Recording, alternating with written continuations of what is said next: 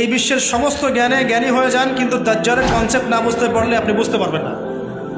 দাজ্জাল ওখান থেকেই আসবে, ওদেরকে নিয়েই, এই ইহুদিদেরকে নিয়েই সে বিশ্বটাকে শাসন করবে। এবং বিশ্ব শাসন করতে হলে অবশ্যই আপনার রাষ্ট্র দরকার হয়, ক্ষমতার দরকার হয়, জনবল দরকার হয়, ওয়েপেন্স দরকার হয়, মিডিয়ার দরকার হয়, সব কিছুর দরকার হয়। যদি ওই যুগে এগুলো থাকে তাহলে তারা অলরেডি মাঠ রেডি করে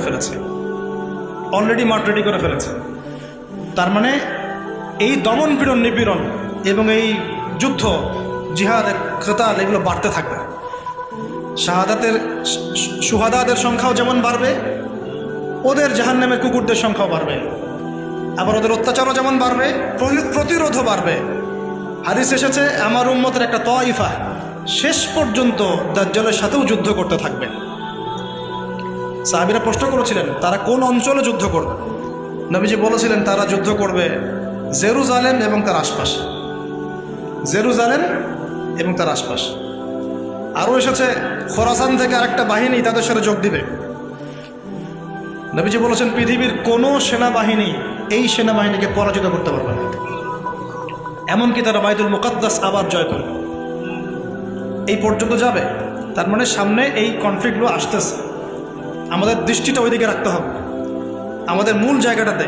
আপনাকে বলে রাখি, শেষ জামানার সবচেয়ে ইম্পর্টেন্ট জায়গা প্যালেস্টাইন।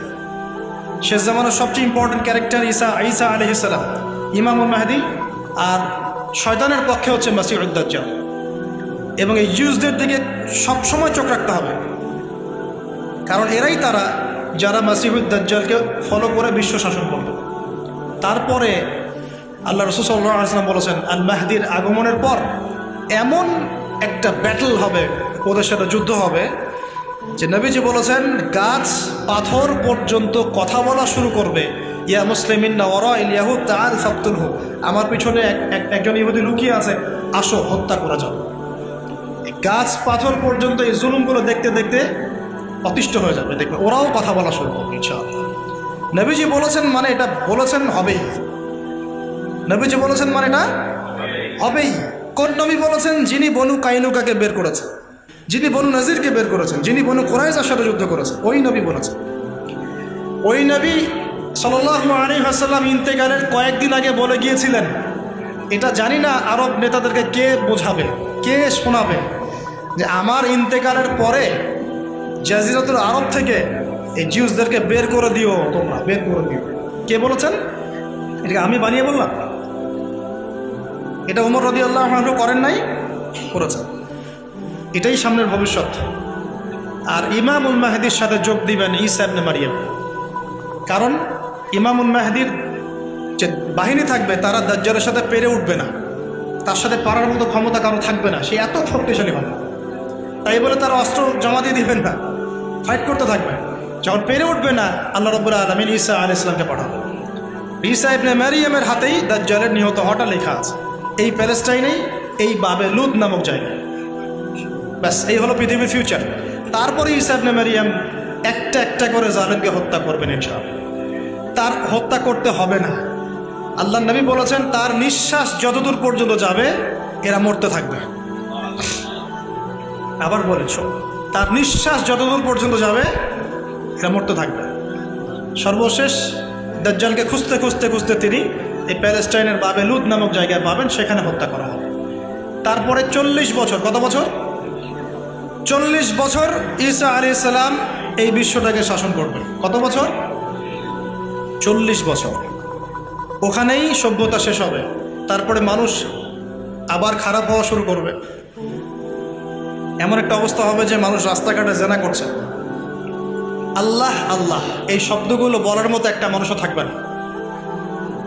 এটা কখন হবে? 40 বছরের খেলাফতের পরে, আরও পরে। তার মানে আরও অনেক সময় পরে আছে অবশ্যই, এগুলো সামনে হতে যাচ্ছে। একটা জেনারেশনে খারাপ হতে তো অনেক সময় লাগে, লাগে না? কমপক্ষে 100 বছর লেগে যায় একটা জেনারেশনে খারাপ হতে। আমরা জানি না, আল্লাহু আ'লাম। তবে ঈসা ইবনে মারিয়ামের এই বিশ্ব শাসনের পরে, 40 বছর বিশ্ব শাসনের পর এই অবস্থাটা আসবে। আর ওই কওমের সামনেই পশ্চিম দিক থেকে সূর্য উঠবে, মানে কি কিয়ামত। ব্যাস, তারপরে দ্বিতীয় ফুৎকার, আমরা সবাই উঠে দাঁড়াবো। তারপরে কি? ফামান ইয়া'মাল মিসকালা যাররাতিন খায়রান ইয়ারা ওয়া মান ইয়া'মাল মিসকালা যাররাতিন শাররান ইয়ারা। ব্যাস এই হলো আমাদের ডেস্টিনেশন গন্তব্য। এখন আমাকে বলেন, আপনারাই বলেন, এখন তাহলে আমাদেরকে কোন কোন জায়গাগুলোতে বেশি ফোকাস করা দরকার? ফেসবুক, ইউটিউব, আপোষে গীবত, তহমত, সমালোচনা, ইখতিলাফি মাসলা নিয়ে আমাদের ঝগড়া, ভাইয়ের সম্মানহানি করা, ধুয়ে দেওয়া।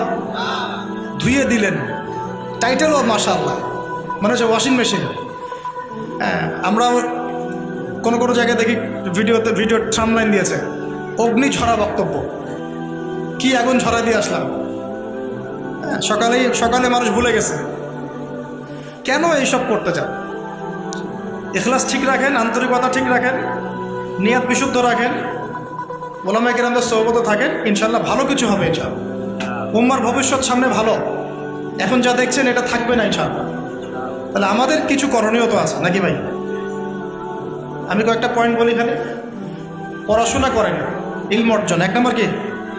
ইলম অর্জন। 2 নম্বর, বারবার বলি এগুলো আমি লেকচার। 2 নম্বর, এলেম অনুযায়ী আমল, এলেম অনুযায়ী।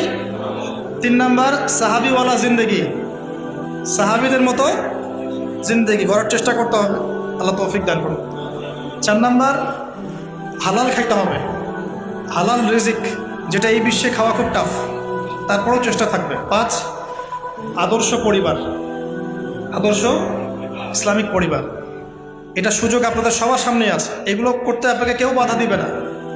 6 নম্বর, আমর বিল মারুফ, সৎ কাজে আদেশ।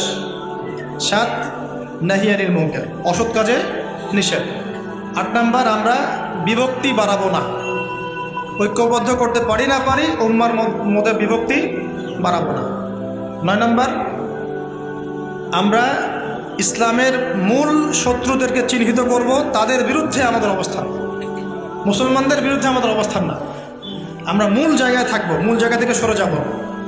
10 নম্বর, আল্লাহ পাক যা দিয়েছেন আপনাকে, জান, মাল, সময়, শ্রম যা দিয়েছেন আল্লাহ পাক আপনাকে, আমাকে, ওইটাকে আল্লাহর রাস্তায় বিলিয়ে দেন ইনশাআল্লাহ।